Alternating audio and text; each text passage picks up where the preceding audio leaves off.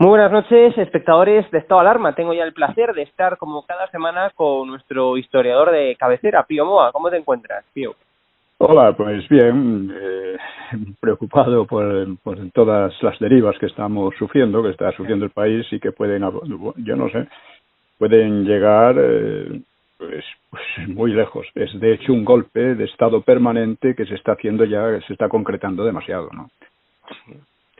Pero bueno, al menos, no sé cómo viste la manifestación de Colón, o sea, fue bastante gente, ¿no? Fue un éxito en modo de ver. No sé cómo valoras tú eso. Sí, bueno, esto lo he tratado en el blog ampliamente. Uh-huh. Dice, si la manifestación de Colón comienza una resistencia con voluntad de victoria sobre las mafias separatistas y totalitarias, pues habrá sido un éxito inicial.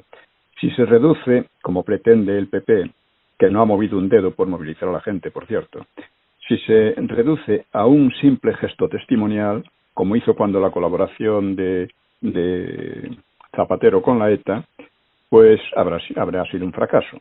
Y una resistencia exige una estrategia. Luego, los discursos en la manifestación no fueron, bueno, fueron un poco para salir del paso, ¿no? En mi opinión, lo más significativo fue la petición del tío del máster al doctor, o sea, de Casado al otro, ¿no? Dice, no cambie la unidad de España por un puñado de votos.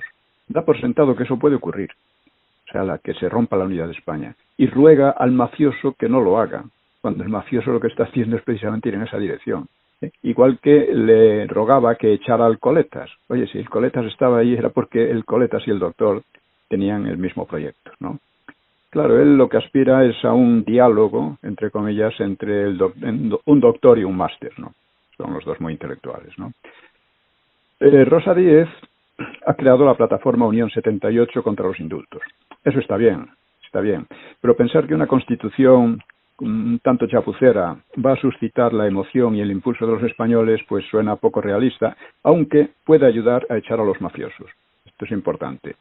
Y pregunta Rosa Díez, en su discurso, ¿dónde se ha visto un gobierno que premia a los enemigos de su nación? Dice, oiga, llevamos viéndolo 40 años con PP y con PSOE. Los dos partidos han premiado a los separatistas, han socavado la soberanía española en la Unión Europea y se han declarado amigos y aliados de un país que invade nuestro territorio y de otro país que amenaza con invadirlo. O sea, lo que está ahora en juego en España es la propia España y la libertad, más allá de discusiones puramente formalistas sobre la Constitución. No obstante, digo, esto es anticonstitucional y, claro, es un arma contra ellos, ¿no? En cambio, Ayuso ha puesto el dedo en la llaga al mencionar al rey. La cuestión es, ¿firmará el rey los indultos mafiosos o se arriesgará a provocar una crisis constitucional de gran alcance, pero necesaria? El corrupto majadero campechano firmó la ley que deslegitima a la monarquía, la ley de memoria histórica. Y uno se pregunta si se repetirá ahora la fechoría con su hijo. Es de esperar que no.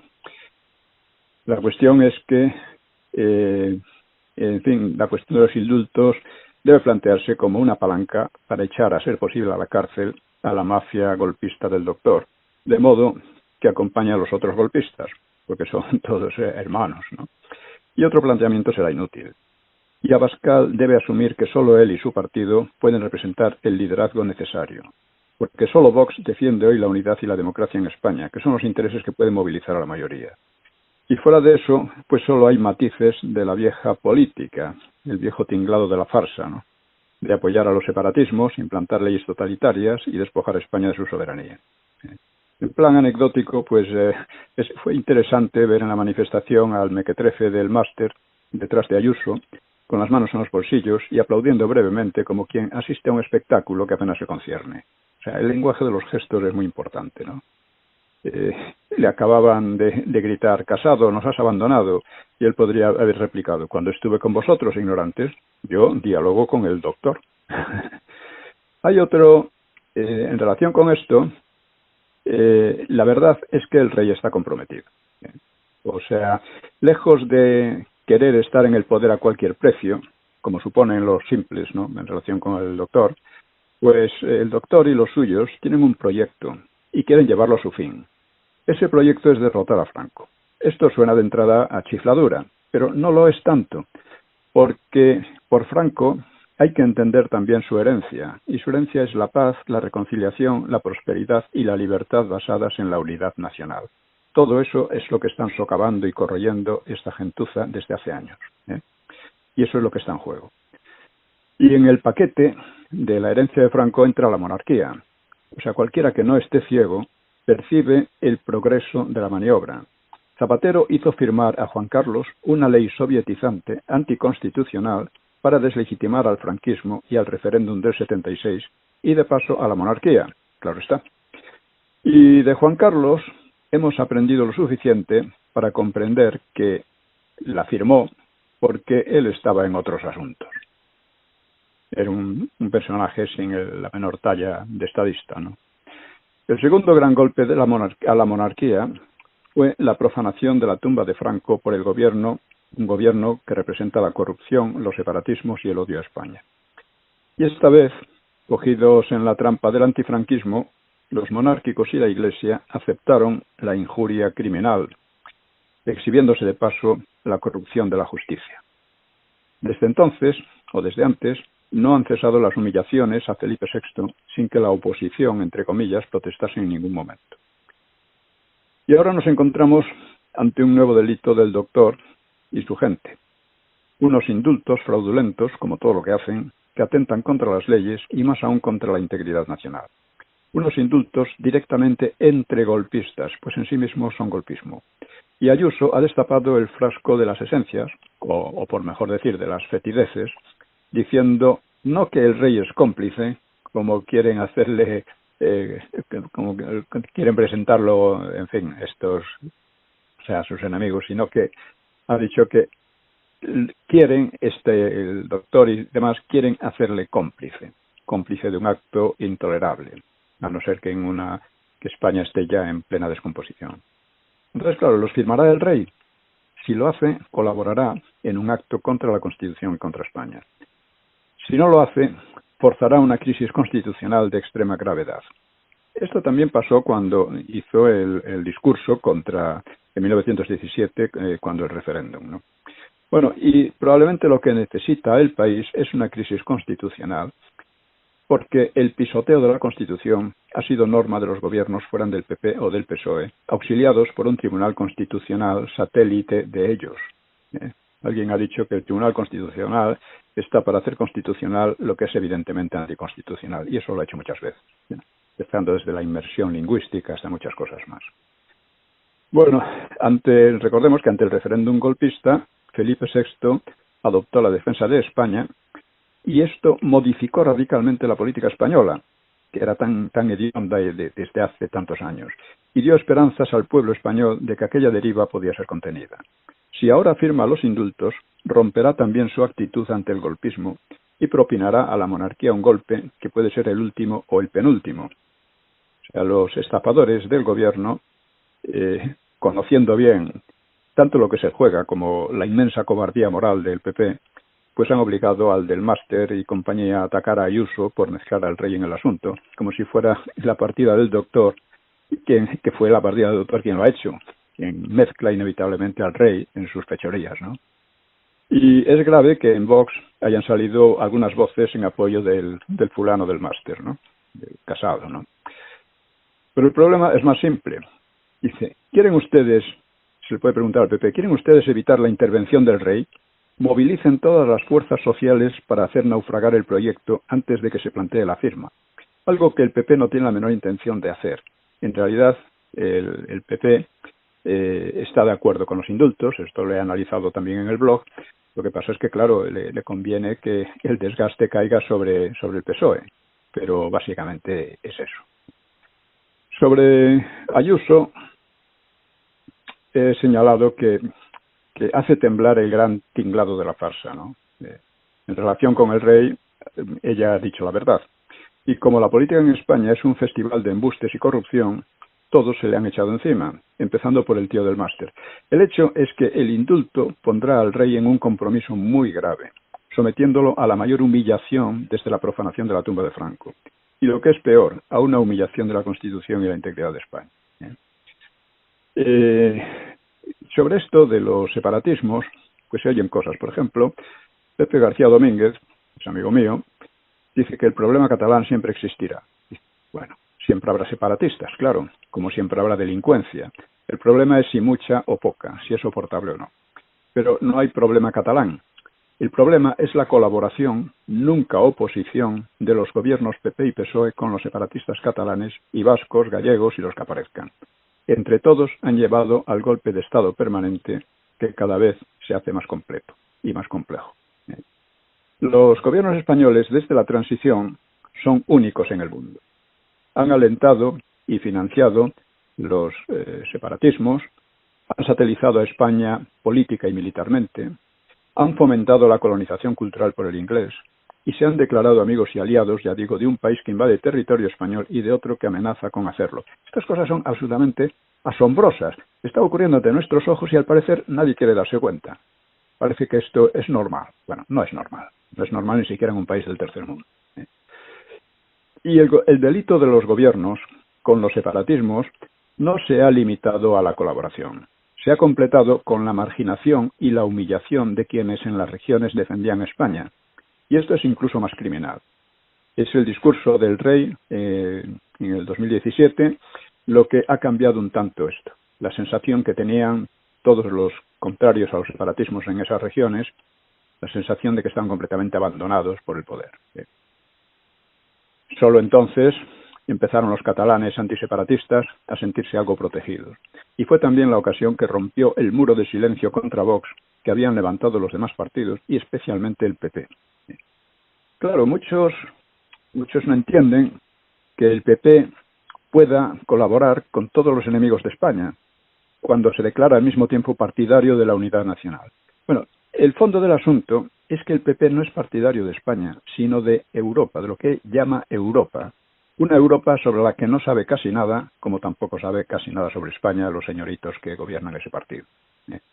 Esto viene ya de muy lejos, y para el PP, como para Ortega y Gasset, que en política e historia nunca dijo más que botaratadas, pues España es el problema y Europa la solución. Ni entonces ni ahora nuestros europeístas han producido estudios medianamente serios sobre Europa, ni siquiera algún libro de viajes interesantes. Y por eso un grave problema de España son esos botarates europeístas de la nada. Ortega realmente solo dejó de desbarrar en política e historia cuando volvió a la España de Franco y se dedicó a aquello en lo que en realidad era solvente, es decir, a la filosofía. Y bueno, he señalado también una cuestión también de fondo, y es que si la verdad sobre la República fuera conocida por todo el mundo, tendríamos hoy muchos menos problemas políticos. Y todos debemos hacer un esfuerzo por conocer eso. He publicado el libro La Segunda República Española, precisamente contra los jolgorios que estos preparaban para conmemorar su aniversario, ¿no? Y es verdad, creo que lo he conseguido en parte, porque habían empezado ya con visitas a la tumba de Azaña y cosas de estas, el doctor yendo de aquí para allá, y realmente las conmemoraciones casi han brillado por su ausencia. Ha habido muy pocas y marginales, ¿no?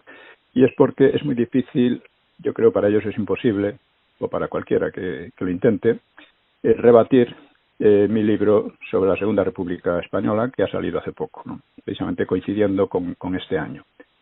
Cosa que me permito recomendar a nuestros oyentes. Sí. Hay también, e insisto en esto, si se conociera bien lo que fue aquello, gran parte de los problemas que hoy tenemos no existirían.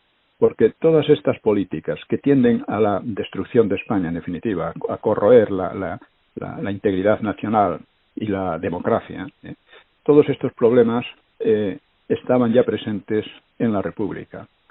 Y si se están volviendo a repetir, pues se debe a esta ignorancia, porque no es solo ignorancia, es la creencia en que sabemos algo, debido a la enorme campaña que han hecho desde la transición para presentar aquel régimen de caos y violencia, presentarlo como un ideal. Entonces, claro, si el caos y la violencia eran los buenos y los que impidieron que aquello fuera más eran los malos, pues así estamos ahora, ¿no? Hay sobre otra cosa, otro tema. Me ha escrito un lector o lectora, firma así por ahí, no sé yo si es de chico o de chica, y dice esto: sus dos novelas son algo novedoso en la literatura española, y me pregunto si quedarán como un hito o como un suceso aislado y pronto olvidado. Me explico. Literatura épica y de aventuras hay muy poca en España, y a menos que existan grandes relatos que han pasado desapercibidos, es bastante mediocre, si la comparamos con las de aventuras, etcétera, de Gran Bretaña y Francia. Pero además está el toque dostoyevskiano que algunos han distinguido en sus novelas. Las dos combinan perfectamente, se refiere a sonaron gritos y golpes a la puerta y a cuatro perros verdes. Bueno, sigo. Las dos combinan perfectamente, por lo menos para mi gusto, esas tres dimensiones: la aventura, la épica, el sello de la parte misteriosa de la vida, el destino humano. Esto hará los relatos menos digeribles para la mayoría, porque en España no hay esa tradición. Bueno, se refiere a la tradición dostoyevskiana, ¿no? Leí una opinión firmada por J. Calaza en su blog, avisando de que ese toque dostoyevskiano resultará plumbeo para la mayoría. Para mí ha sido lo más atractivo, aunque sus novelas no son propias de Dostoyevski, como esto es muy claro, porque Dostoyevski no cultivó la aventura ni la épica, y su estilo parecía incompatible con esos dos géneros. De paso, la aventura y la épica, aunque se parecen, no son lo mismo ni mucho menos. Por eso me ha resultado tan sorprendente, dice agradablemente, esta combinación de los tres géneros. Y claro, bueno, le contesté brevemente: pues ya ve, acabo de ver una opinión en Amazon sobre cuatro perros verdes que dice: no es como sonaron gritos y golpes, pero describe bastante bien la vida universitaria de los últimos años del franquismo. En ocasiones un poco espeso por lo filosófico de la parte temática, es decir, de la parte dostoyevskiana, podría decir también, ¿no? Otra cosa que he puesto en el blog es una serie. Primero, tengo dos series que quiero hacer unos ensayos sobre ello. Uno es sobre la neutralidad de España como la base de una política realmente independiente, a la que, como a todo lo demás, renuncian, por supuesto, los gobiernos del PP y del PSOE, ¿no? Y también estoy recuperando comentarios críticos que he hecho a diversos historiadores, ¿no? Es o sea, que los he hecho desde hace años, luego lo dejé porque ya me aburría, ¿no? Y trato de, claro, lo titulo Galería de charlatanes. Claro, un lector me ha dicho que es escandaloso que yo llame charlatanes a una serie de historiadores, académicos, con prestigio internacional incluso, etcétera, etcétera, ¿no? Y que reciben premios y demás. Y yo le he contestado: mire, lo que es escandaloso es que esa gente mienta tanto, que se presente además sus mentiras como científicas incluso, como académicas y demás. Esto es lo que es intolerable y lo que revela la bajeza de la universidad que padecemos, ¿no? Y entonces voy por 8 entregas. He tratado a Preston, a Tusell, a ¿cómo se llama? A Josep Fontana, es otro elemento de mucho cuidado, a Santos Juliá, por ejemplo, tengo uno sobre Santos Juliá y los pobres, que voy a leer brevemente, parte de ella, ¿no? Porque fueron interesantes los ditirambos que se dedicaron a Santos Juliá cuando falleció hace casi 2 años, y tanto desde la izquierda como desde la derecha lo ponían por las nubes, tanto marxistas como Feijóo, el de Galicia, ¿no? Son interesantes porque denotan el grado de farsa de nuestra clase política, intelectual y periodística, que encubre una ignorancia cultivada asiduamente durante muchos años. O sea, Juliá fue clérigo, y además un clérigo destacado, por cierto, antes de volverse apologista del PSOE. Y eso no aparece nunca en su... Bueno, en fin, una frase suya, por ejemplo: el Valle de los Caídos solo podrá ser hermoso cuando sea un lugar en ruinas. Bueno, el comentario que yo le hacía hace ya bastantes años era este.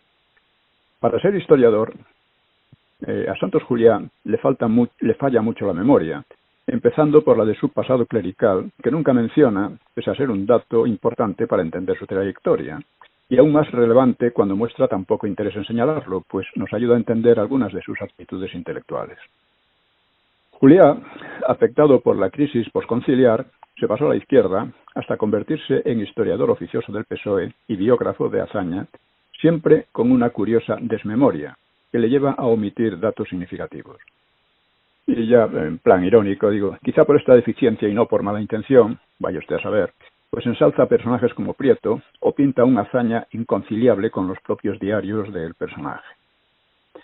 Recientemente ha escrito contra la beatificación, esto ha escrito hace ya bastantes años, Recientemente ha escrito contra la beatificación de numerosos mártires cristianos, víctimas del Frente Popular, muchos de ellos directamente por los socialistas. Y lo ha hecho apoyándose en palabras del intelectual católico francés Maritain. Dice, es un sacrilegio horrible. Este Maritain fue uno de los grandes promotores o inspiradores del Vaticano II, del Concilio Vaticano II. Bueno, dice Maritain, es un sacrilegio horrible masacrar a sacerdotes, dice, aunque fueran fascistas o ministros de Cristo. Dice, por odio a la religión. Y es un sacrilegio igualmente horrible masacrar a los pobres, dice, aunque fueran marxistas o un cuerpo de Cristo, dice, en nombre de la religión. Bueno, pero un historiador, con no más que un mediano sentido crítico, no puede oponer a sacerdotes y a pobres, como hace Maritain. Los sacerdotes eran asesinados por el mero hecho de ser sacerdotes. Pero ¿de dónde saca Maritain que los pobres sufrían matanzas por el hecho de serlo? Esto es una sandez muy propia de la propaganda stalinista y su falsedad salta a la vista no ya de un historiador, sino de cualquier persona con sentido común. Ello aparte, los muertos por el terror de los nacionales durante la guerra ascendieron a unos 70.000, según los cálculos más solventes de Martín Rubio, y hay que decir que tan pocos pobres había en España, y como todo el mundo sabe, cayó entonces, en la represión nacional, cayó gente acomodada, de clase media y pobres, pero ninguno de estos lo fue por su posición social, sino por considerarse de enemigos políticos, por venganzas personales, etc. Y lo mismo vale para el terror del Frente Popular, que fue proporcionalmente más amplio, y que sacrificó igualmente a gran número de pobres, obreros y campesinos desafectos. Pues no todos eran partidarios del Frente Popular. La persecución de los sacerdotes y muchas monjas, masacradas a menudo con sadismo increíble, se emparenta cualitativamente con el Holocausto, perpetrado por los nazis contra los judíos, pues en ambos casos las víctimas eran asesinadas simplemente por ser judíos o clérigos en el caso español. Un historiador serio debe tener en cuenta otro detalle que Juliá también olvida, y que ayuda a explicar la evidente falsificación del intelectual francés.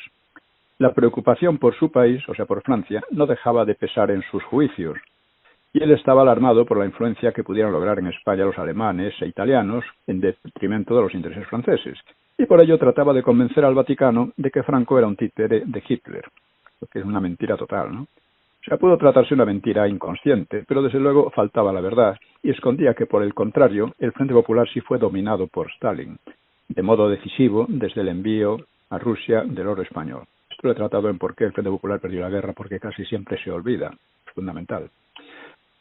Casualmente, nuestro historiador no se pregunta por las causas de aquellos horrores, nada excepcionales en el siglo XX. Por poner un ejemplo, en Leningrado, una sola ciudad, murió el triple de gente que en toda la guerra española y en el mismo tiempo. Por poner otro, la guerra ruso-finlandesa igualó en solo 3 meses el total de caídos en España entre los frentes y la retaguardia. Sin embargo, la cuestión de las causas de la guerra es la decisiva y definitoria para entender los sucesos, y no las lamentaciones, hay que ver, qué malo, sí, pero qué malo, pero esto ha ocurrido y ha ocurrido por algo. Pues bien, Juliá y otros muchos profesionales de su estilo mantienen la tesis de que los nacionales se sublevaron contra la democracia y el progreso de los pobres, causando así la guerra y las atrocidades consiguientes. Una tesis en resuelta oposición a la evidencia misma. El Frente Popular se componía de los mayores enemigos concebibles de la democracia, y de ellos jamás sacaron los pobres otro beneficio que lo que Besteiro llamaba envenenamiento de las conciencias. Fue el Frente Popular quien destruyó la legalidad republicana, arruinando las bases de la convivencia y ocasionando la guerra civil. Que el PSOE, cosa que el PSOE venía intentando desde finales de 1933, abierta y declaradamente, buscando la guerra civil declaradamente. Hay que insistir sin tregua en este dato perfectamente documentado, porque estos charlatanes insisten con increíble pertinacia en difundir la propaganda stalinista como memoria histórica. Queda esto. Los santos Juliá desvirtúan la espeluznante persecución religiosa con argumentos especiosos. Han pretendido durante años que la Iglesia pidiera perdón a sus torturadores y ahora se oponen a que honre a sus mártires. O sea, imaginemos que en Alemania se hiciera algo semejante con los judíos. O sea, el envenenamiento de las conciencias prosigue con las mismas falsedades de los años 30, el Himalaya de falsedades de que hablaba Besteiro. Juliá y compañía no revelan el menor sentimiento por lo que entonces hizo el Frente Popular y uno queda con la sospecha de que repetirían si hubiera ocasión. Después de todo, siguen demostrando una vocación en verdad fanática por defender a los pobres, entre comillas. Este es un ejemplo de los artículos que estoy poniendo y que, en fin, me gustaría que los lectores interesados los difundieran, claro, para que no quedaran ahí como pura... Y, bueno, voy por el 8º y va a haber por lo menos 20, porque les he criticado sin que pudieran responder nunca, les he criticado sistemáticamente durante varios años.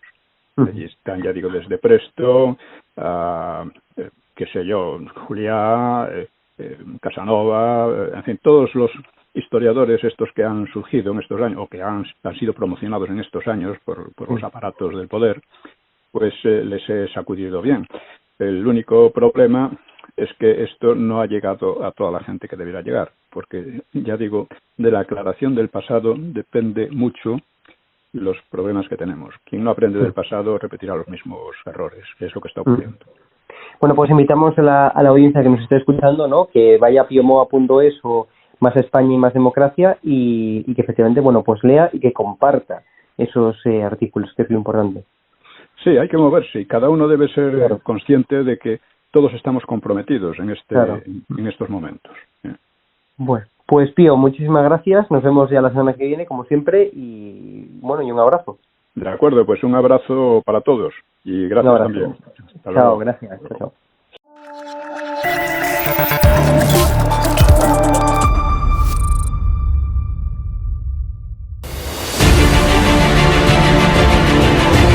Le he preguntado, usted está siendo investigada por presunta administración desleal. Después es una vergüenza que la extrema derecha media... ¿Quién es la extrema derecha? Los que contratan...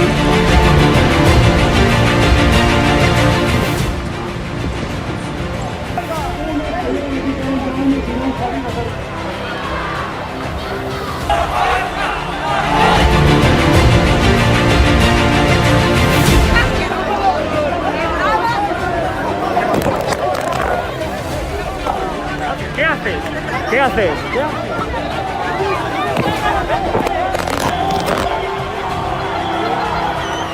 Bueno, pues nos han roto el móvil. Nos acaban de romper el móvil por detrás.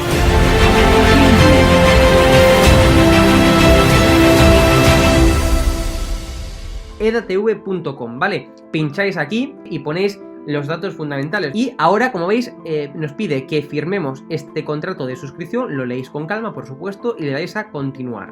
Y ahora nos pide que introduzcamos pues una contraseña, y le doy a continuar. Y ahora me pide que confirmemos el correo electrónico. Habréis confirmado vuestro correo electrónico y os pide, ¿vale?, que elijáis una membresía. Está gratis, mensual, semestral, anual, ¿vale? Pues podéis elegir, por ejemplo, si queréis ayudarnos pues con 9,99 euros al mes y con la tarifa plata, pues le dais a aceptar y suscribirse. Pincháis aquí y como veis, ya os dice aquí, os pone todo claro, a Fact News Consulting, plata, tarifa plata, mensual, 9,99 euros, le dais a pagar y os abrirá ya pues el TPV, ¿no? Ponéis vuestra tarjeta bancaria, ponéis la caducidad, el código de seguridad y ya podéis llegar a pagar dándole a este botón automáticamente.